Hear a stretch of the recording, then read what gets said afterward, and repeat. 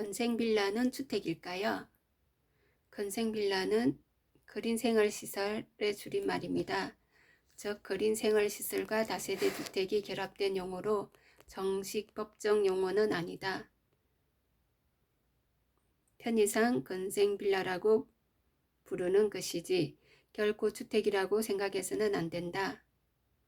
건생빌라는 쉽게 말해 상가 또는 업무시설을 주거용으로 불법 용도 변경을 해서 사용하고 있는 주택을 말하는 것이며 엄연한 불법 건축물이라 할 수 있다.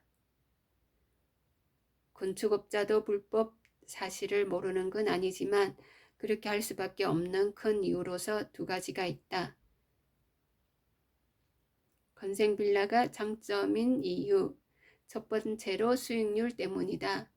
흔히 빌라라고 말하는 다세대 주택은 주거용으로 사용되는 지상층은 4개층을 넘지 못하는 것으로 규정되어 있다. 주차장은 청수 계산에서 제외되므로 1층을 주차장으로 만들 경우에는 지상 5층까지 가능하다. 주거용으로 사용되는 청수가 5개층 이상일 때에는 아파트로 분류된다. 주택이 아파트로 분류되면 건축에 대한 더 많은 제한과 규제를 받기 때문에 건축주의 입장에서는 주택의 종류를 다세대 주택으로 유지하는 것이 유리할 때가 있다.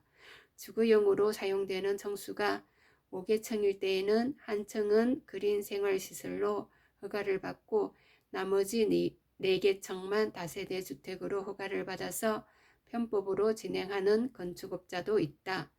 주차 공간 확보 때문에 다세대 주택 요건에 따라 1층을 주차장으로 2층에서 5층을 다세대 주택으로 나눠 놨음에도 2층을 근린생활시설로 허가받는 경우가 있다. 예를 들어 60제곱미터 이하의 주택을 8개 호실로 하여 다세대 주택을 신축한다고 가정해보자. 60제곱미터 이하는 세대당 0.8대의 주차 공간을 확보해야 한다. 그러므로 해당 건물의 경우 총 7대 이상의 주차 공간이 확보되어야 한다.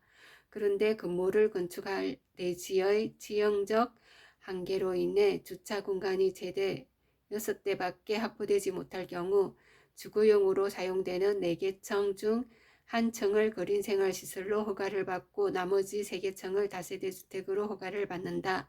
왜냐하면 그린생활시설은 주차장 요건이 완화 적용되기 때문이다. 그린생활시설의 경우 한 개의 호실당 몇 대로 적용하는 것이 아니라 몇 제곱미터당 몇 대로 적용된다.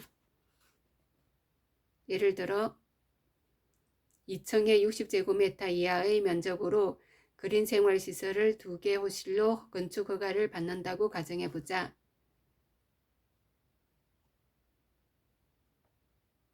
서울시의 주차장 관련 조례에 따르면 그린생활시설의 경우 134제곱미터당 한 대의 주차 공간을 확보하도록 되어 있다.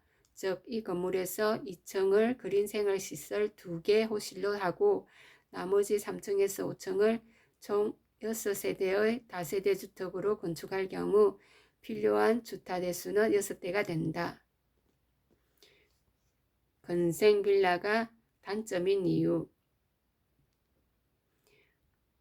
첫 번째로 나중에 팔려고 할 때 잘 안 팔린다.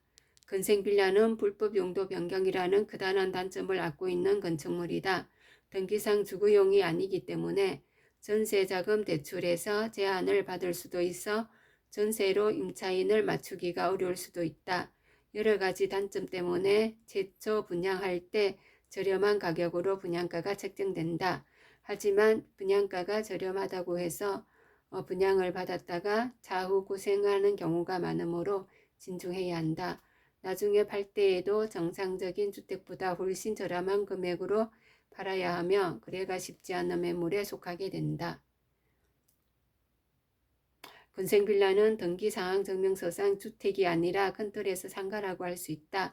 그러므로 소유권 이전 등기를 할 때에는 들어가는 세금도 일반 주택일 때보다 비싸다. 일반 주택의 경우 취득가액의 주택의 면적에 따라 1.1에서 3.5%의 취득 관련 세금이 발생하나 근생 빌라의 경우 4.6% 세금을 부담해야 한다. 또한 나중에 팔 때 양도 차익이 발생하면 세금을 내야 한다. 근생 빌라는 주택이 아니므로 양도소득세, 비과세 혜택을 받을 수 없다. 그러므로 근생 빌라 외에 다른 주택이 없다 하더라도 양도소득세를 부담해야 한다. 근생 빌라는 그린 생활시설을 불법으로 용도 변경해서 주거용으로 이용하고 있는 건축물이기 때문에 항상 불안을 안고 살아야 한다.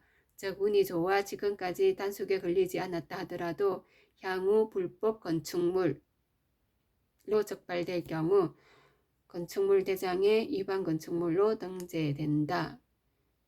그리고 그린 생활시설로 원상 회복할 때까지 매년 이행강제금을 납부해야 한다. 매년 부과되는 이행강제금은 위반의 종류의 면적에 따라 상이하게 부과된다. 그러므로 만약 건축물 대장에 위반 건축물로 등재되어 있다면 해당 소재지 관할구청 건축가에 매년 부과되는 이행강제금액의 액수를 확인해보고 구입 여부를 결정하는 것이 좋다.